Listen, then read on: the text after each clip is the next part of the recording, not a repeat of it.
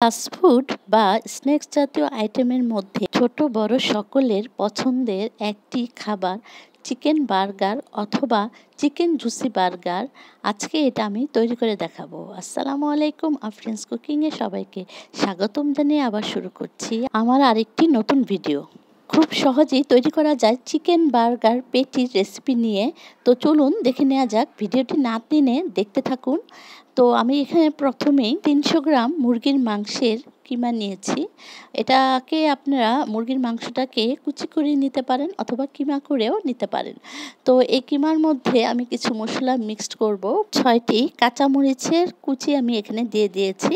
তারপর আমি এর মধ্যে প্রায় 1 টেবিল চামচ পরিমাণের মতো লেমন জুস বা লেবুর রস আমি এখানে দিয়ে দিয়েছি। তারপর আমি এখানে আদা বাটা দিয়েছি 1 চা চামচ, আর রসুন বাটাও আমি দিয়ে দিয়েছি 1 চা চামচ।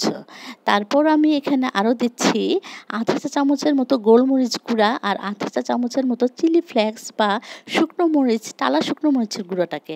আর এখানে আমি প্রায় আধা কাপ পরিমাণের মতো ধনে পাতা কুচি করে নিয়েছিলাম, সেটাও দিয়ে দিয়েছি।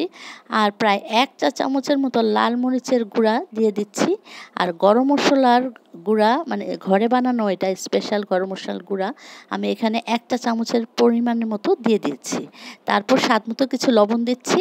আরও দিয়ে দিচ্ছি আধা কাপ পরিমাণের মতো ব্রেড ক্রাম্বস অথবা বিস্কুটের গুঁড়ো, আর আধা কাপ পরিমাণের মতো কর্নফ্লাওয়ার গুঁড়ো আমি এটা দিয়ে দিচ্ছি। আর এখানে আমি একটি ডিমকে ভেঙে তারপর ফেটিয়ে তারপর এটাকে আমি অর্ধেক পরিমাণের মতো দিয়ে দিচ্ছি।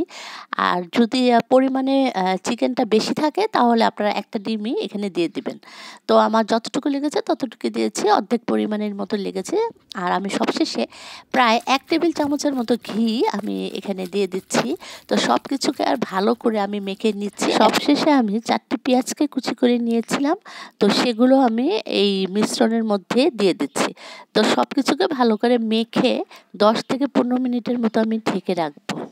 আর আমি এই ফাঁকে বার্গারের সাথে খাওয়ার জন্য মেয়োনেজ তৈরি করে নিচ্ছি। আর এই জন্য আমি ব্লেন্ডারে সেই অর্ধেক ডিম ফ্যাটানোর যে ডিমটি ছিল সেটা আমি দিয়ে দিচ্ছি। সাথে আরও দিচ্ছি 1 কোয়া রসুন আর প্রায় 1/3 চা চামচের মতো আমি এখানে গোলমরিচের গুঁড়াটাকে দিয়ে দিচ্ছি। এটা সাদা গোলমরিচের গুঁড়ো বা কালো গোলমরিচের গুঁড়ো আপনারা দিতে পারেন, যে কোনোটা।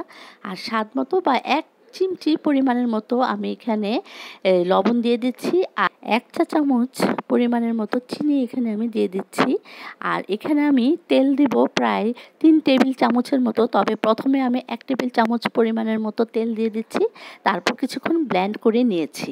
তো ব্লেন্ড করার পর এরপর আমি এখানে মিল্ক পাউডার অথবা গুঁড়ো দুধ 2 টেবিল চামচের মতো দিয়ে দিচ্ছি। এরপর আমি আবারও 1 টেবিল চামচ পরিমাণের মতো তেল দিলাম। 1 টেবিল চামচের মতো আমি এখানে লেবুর রস দিয়ে দিচ্ছি। তো এভাবে আসলে আমি 3 বারে মেয়োনেজটা বানানোর জন্য আমি ব্লেন্ড করে নিয়েছিলাম এই ডিমের মিশ্রণটাকে। এবং যখন একটু থিকনেস এসে যাবে এই মেয়োনেজে, তখনই আসলে এটা তৈরি হয়ে গেল। এবার আমি বার্গারের পেটি তৈরি করার জন্য এর শেপটাকে তৈরি করে নিচ্ছি। এটা আসলে হাতেও তৈরি করা যায়। আর এভাবে আমি যে একটা কোনো কিছুর ক্যাপ বা মুখায় যদি আপনারা এভাবে ভিতরে এই যে মিশ্রণটা, কিমার মিশ্রণটা দিয়ে তারপর আপনারা এইভাবে আমার মতো এভাবে করে নিলে, আসলে ওই ক্যাপের মধ্যে তেল ভরিয়ে নিয়েছিলাম আমি, যাতে এটা খুলে যায় ঠিক মতোভাবে কিমার মিশ্রণটা। তো এভাবে ভরে আসলে এভাবে করা যায়। আবার হাত দিয়েও চ্যাপটা চ্যাপটা করে গোল গোল ভাবে এই পেটিটা তৈরি করা যায়।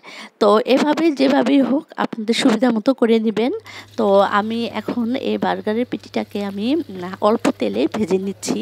এই পাশ ওপাশ ভালো করে আমি ভেজে নিব, কারণ এটা যেহেতু কাঁচা মাংস, কিমাটা ভালো হলে তবেই আমি অপর পাশ উল্টে দিচ্ছি।